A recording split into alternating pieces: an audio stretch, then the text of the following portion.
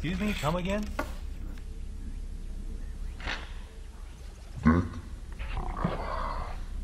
have you ever been hit in the face with a baby?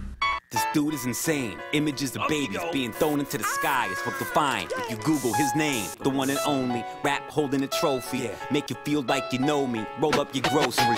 I know you're so stressed and can't trust rappers. That's why I back my words up like Control S.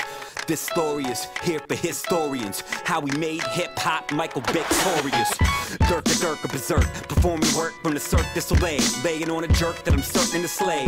Leap like legs of lion with my human arms flying. You can't call traveling in triumph. Silence of the lambs, violence in the quiet of your dressing room. Hung by your backstage pass. Yo, this is Primate City TV, hanging out with the Verbal Kent. Sir, what's good? Chicago's in the building. Chicago, Illinois is in the place. Oh, slaughterhouse style. Yes, sir. Yes, sir. Yes, sir. Yo, so, growing up in Chicago, how was that? I learned everything I know from Chicago. Born and raised my whole life. My parents still live in Chicago. I grew up, playing basketball, listening to hip hop music. A traditional hip hop fan's life. And I owe everything I had to Chicago, man. I love it. I still live there right now. So, yeah, it's the place to be. Also, Chicago is literally the most beautiful place in the world in the summer.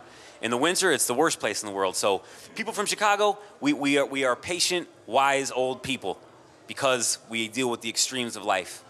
It's just like Munich. Sure, yeah. We got the most beautiful summers, like chilling down there at the Isar. I don't know if you've been there, you was hanging out here. No, I saw it. It's beautiful, saw it. Yeah.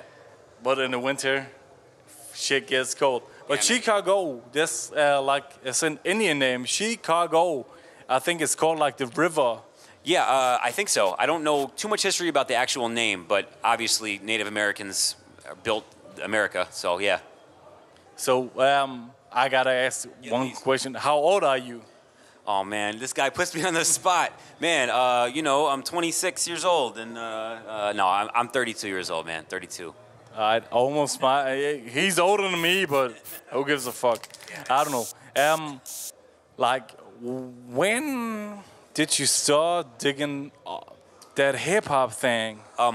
It was the first music that I ever found, man. It was the only music becoming a fan of music. When I found hip hop music, it was the first music that actually spoke. MCs speak, so it's music and actual words, actual stories. And I think I learned to appreciate it, the storytelling element of it. Right from the go, I appreciated it more than I did rock music. A rock song has maybe 45 words in it. A hip hop song has 200 words in a verse. So it takes you further, and I think hip hop it just attacked my imagination right from the beginning. It made me think that anything is possible within music.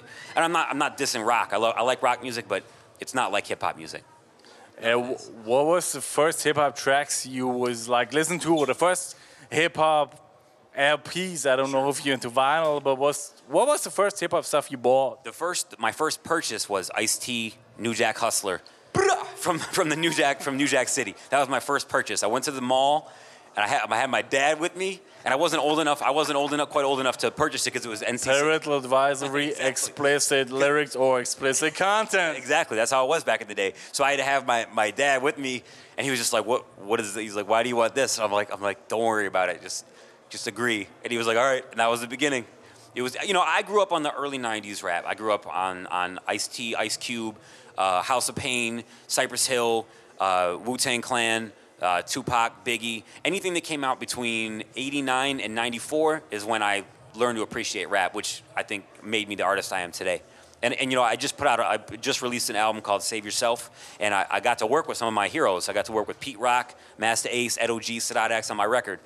So it was like this album took me full cycle back to when I started really appreciating hip hop. Cool. Yeah, like my boys got a track with Masta Ace too. Yeah. How did that feel to do a track with Ace?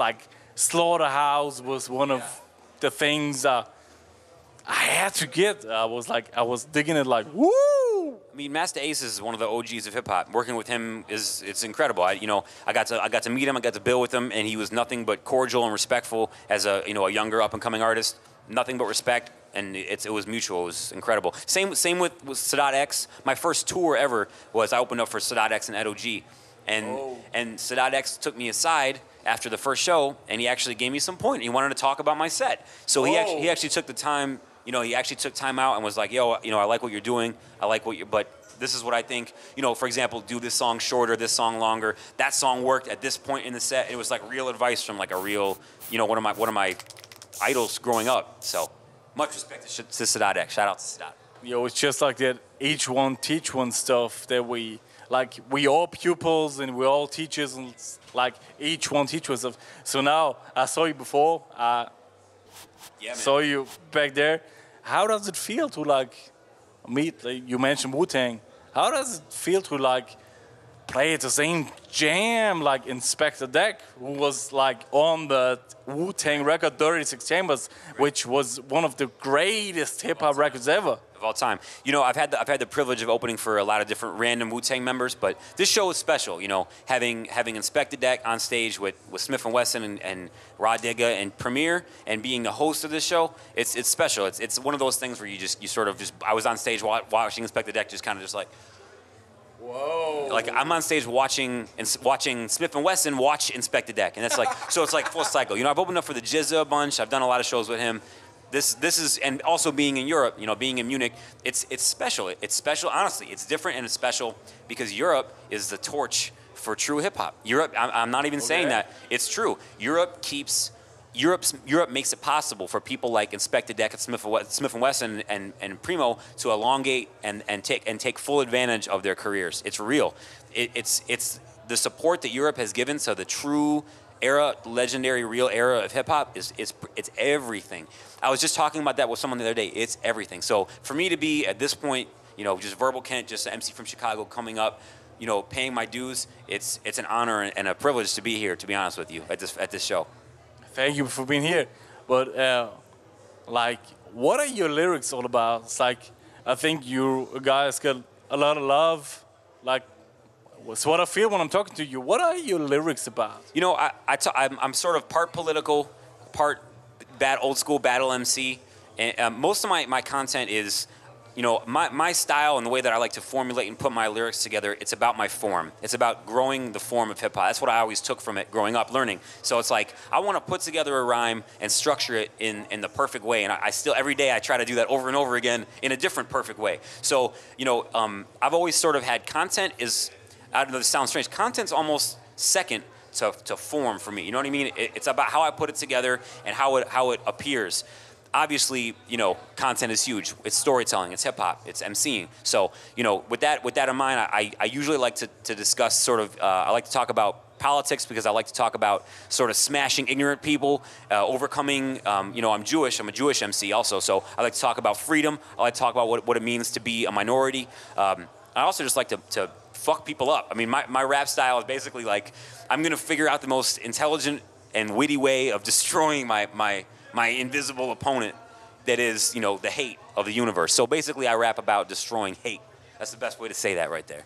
So like the rhyme comes first, but the sense is still on the same level. Exactly. Rhyme comes first, sense on the level, but it's all about form. It's all about pushing the limits with the form and advancing the dynamics of hip hop. Yo, that's cool. So who's making your beats? I'm working on a whole album right now with Illmind. You know Illmind? Oh, Illmind. I don't think so, but I don't know. Oh, Illmind is a beast. Everything is helter skelter. That guy? Yeah, he produced that joint. That's Illmind. I'm working on a whole project with him. My last album that just came out, Save Yourself, in stores now. I did a track with Pete Rock. I did the master. Of course. Yeah, this is something you've heard before. Act like you want beef, nigga, you heard before. Serial burst, killer, the urge to murder more. My DNA everywhere, I did it, word is born. Believe me, I'll leave you speechless. It's the last scene where you're floating face downstream with beaches. Novice rapper, why you seek said hobby? I seek a dead body, I sweep the leg, Johnny. Allow me to show off my hard work, my artwork. Ed Scissorhands, it is your work. Knit tuck, my clique bring the ruckus. Y'all spit, we spring leaks, who's bringing buckets? Humdler, empty 100 rounds, the ground under your waist. While you write styles, I sound hungrier, more than you now. You're headed towards hell, stay on the safe side. Split a wrist to follow you down, yeah. M-Phazes from Australia, also a beast. M-Phazes work with I think no, Michael Myers. Michael Myers. Yeah. We was having an interview with Michael Myers, and he mentioned like M-Phazes. Yo. M-Phazes. No, not Michael Myers. Pheromones. Yeah, he did a Pheromone show. He did the new Quali album. He has joints on that. Yeah. So I got Pete Rock. I got M-Phazes. I got Illmind. I got Marco Polo, of course. Who am I forgetting? I like to work with Odyssey. Much respect to Odyssey. He wasn't on my last album, but on the other ones. But those are the big dudes. Are definitely Pete Rock and M-Phazes and Illmind. Did you ever make beats on your own? Did you have a crew back then, like we all grew up? I'm a rapper too, and we grew up like having a little crew, like freestyling shit on the couch and stuff like that. Did you have that? I have a crew. It's called The Unhappiest, and it's 4 MCs. It's Verbal Kent, Lance Ambu, Rusty Chains, and Altruisms. We're all similar MCs. I don't make beats. It's something I never got into. I would love to. I want to learn how to DJ too. I just bought tables finally. Like I'm trying, but you know. I hope it's 12 10s or 12s, not that Vestak shit. No, of course it is, man. Of course it is. But no, you know, my focus is MCing. My focus is making, is just destroying songs. So, like, how do you write your songs? Do you first get the beat, or do you come up with an idea and like you talk to the producer, yo, I got an idea, it's about this and that, can you make a beat for that? How's your process? Usually I pick producers based on their sound, and then I ask them to send me a bunch of beats. I check out the beats, hear them. That's the one, that one's cool, that one's to this, to that, you know what I mean? Usually I like edgier music, you know what I mean? I like bangers, I like big drums, I like sort of sneaky music. That's kind of my style. So yeah, you always inspiration from the music first. Yo, this is Verbal Kent from Chicago, one of the realest MCs you'll ever meet in your life. I want to give a shout out to Private City TV. Peace, Munich.